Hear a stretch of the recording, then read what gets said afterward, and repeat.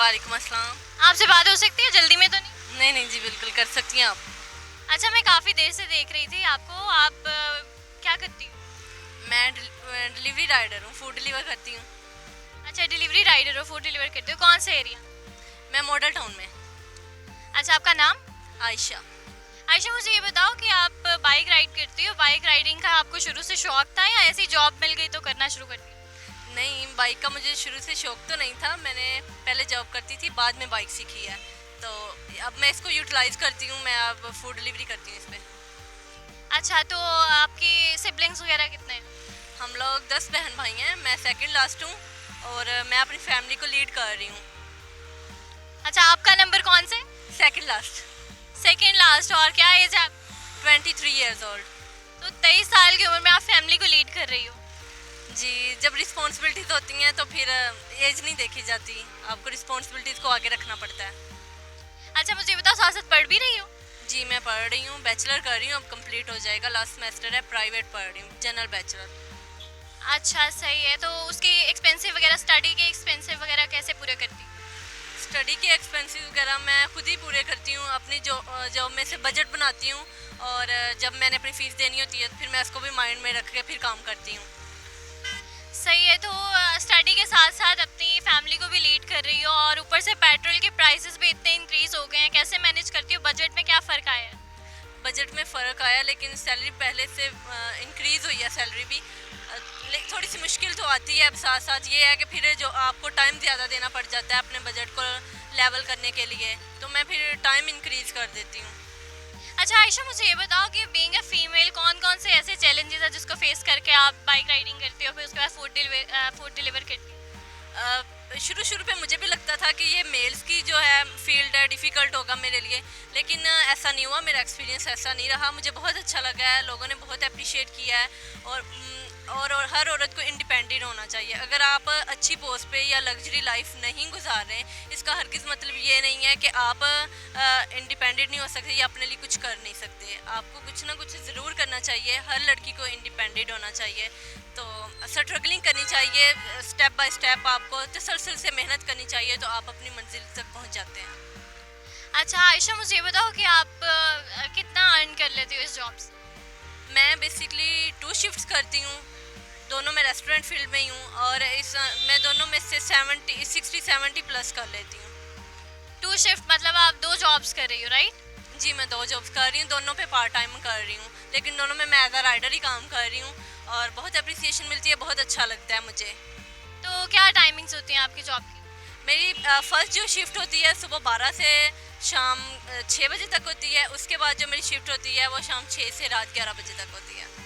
अच्छा, तो मुझे ये बताओ कि बीइंग अ फीमेल आप मार्केट में काम कर रही हो और इस तरह से डिफरेंट जगह, डिफरेंट लोकेशंस पे आपको जाना होता है, तो फैमिली कितना सपोर्ट करती है?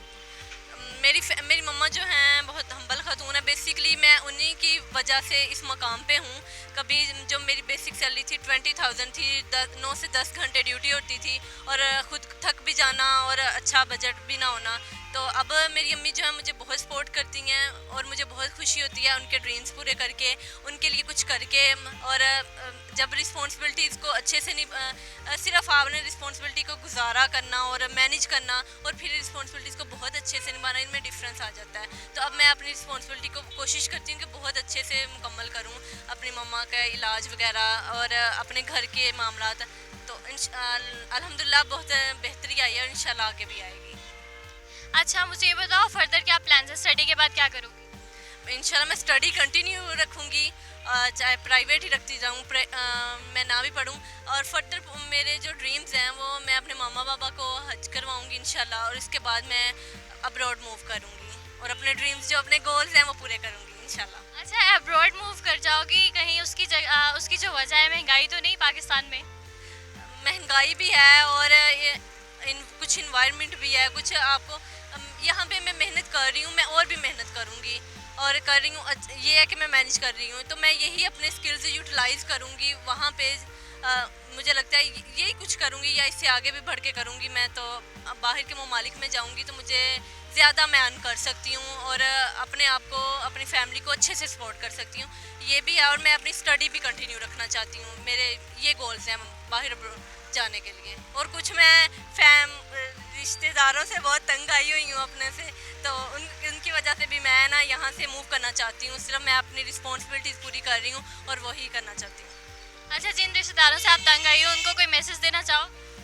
बस यही मैं मैसेज देना चाहूँगी कि हर इंसान को पता होता है कि वो अपनी ज़िंदगी कैसे गुजार रहा है, वो उस पर कितनी रिस्पॉन्सिबिलिटीज़ हैं, वो क्या कुछ कर रहा है, वो अपने घर में कैसे चल रहा है।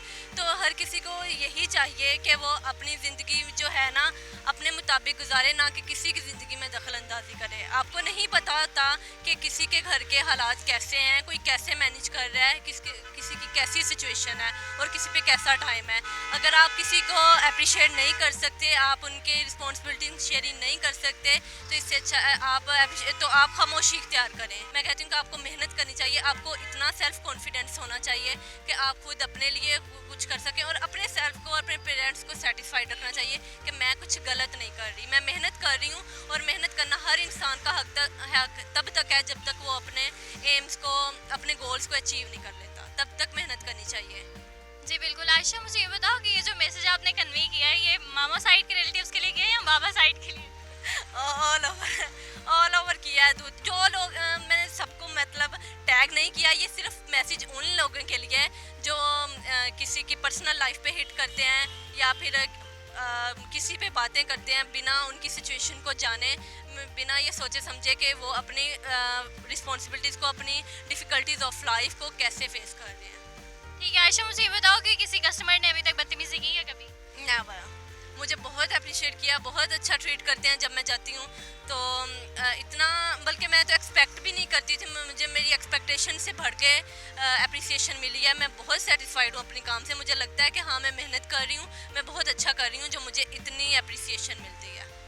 ठीक है, तो जहाँ अप्रिसिएशन मिले वहाँ पे कुछ लोग नेगेटिव कमेंट्स भी करते होंगे, उनको कैसे फेस करती हो? एब्सोल्युटली, जब आप मेहनत करते हैं ना तो उसको, मेहनत को तसलसल के साथ करना चाहिए। उसमें अगर आप किसी की नेगेटिव बात आपने देखे, हर्डल्स के बगैर तो आप अपने गोल्स नहीं ले सकते। जब आप पे कमेंट्स पास होने लगते हैं, इसका मतलब है कि आप कुछ अच्छा कर रहे हो, जो आप पे कमेंट्स हो रहे हैं। आप अपने तो मेहनत करनी चाहिए। बस मैं मेहनत करती हूँ, इसके अलावा मेरा कोई जुर्म नहीं है, मैं कुछ नहीं करती। तो मैं अपनी फैमिली को लीड करने के लिए मेहनत करती हूँ और इंशाल्लाह मैं मेहनत करती रहूँगी। तो नेगेटिव कमेंट्स को मैं सर पे सवार नहीं करती।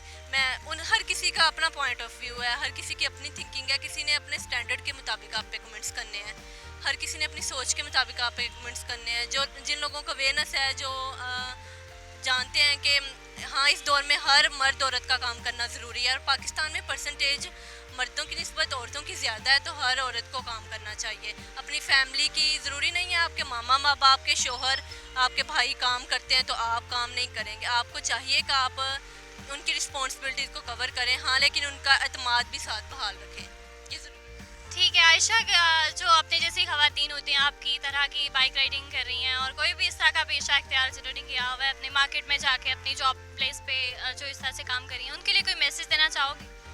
हाँ, मैं कहती हूँ कि एक औरत अपना तहफ़्फ़ुज़ तब कर सकती है जब वो अपने आप पे खुद एतमादी, मुकम्मल तौर पे खुद एतमाद होती है। तो कुछ भी नहीं होता इस सोसाइटी में, तब तक कोई भी किसी के साथ कुछ नहीं हो सकता जब तक वो अपने आप पे यकीन रखती है। तो मैं अल्हम्दुलिल्लाह खुद पे बहुत यकीन रखती हूँ कि जो औरत है अपना तहफ़्फ़ुज़ कर सकती है, अपनी मेहनत कर सकती है, सारा कुछ पॉसिबल है। Each and everything, if you have strong passion, strong determination, you can achieve each and everything which you want to do in your life. ठीक है, बहुत शुक्रिया आयशा हमारे साथ मौजूद थी। नाज़रीन, आपने मुलाहिज़ा की हमारी गुफ्तगू आयशा के साथ। ऐसे ही इन जैसे लोगों को बुलाने का मकसद, उनसे बात करने का मकसद सिर्फ इतना होता है कि जो लोग ज़िंदगी में आपको तंग कर रहे हैं उनको पीछे छोड़ के आपको अपनी लाइफ की स्ट्रगल करनी चाहिए, अपनी लाइफ के लिए स्ट्रगल करनी चाहिए और जितनी भी डिफ़िकल्टीज़ आती हैं उसको ख़त्म करना चाहिए। इसी के साथ में अपनी मेज़बान मिशी रीम को दीजिए इजाज़त। बहुत सारा ख्याल रखिएगा। खुदा हाफ़िज़।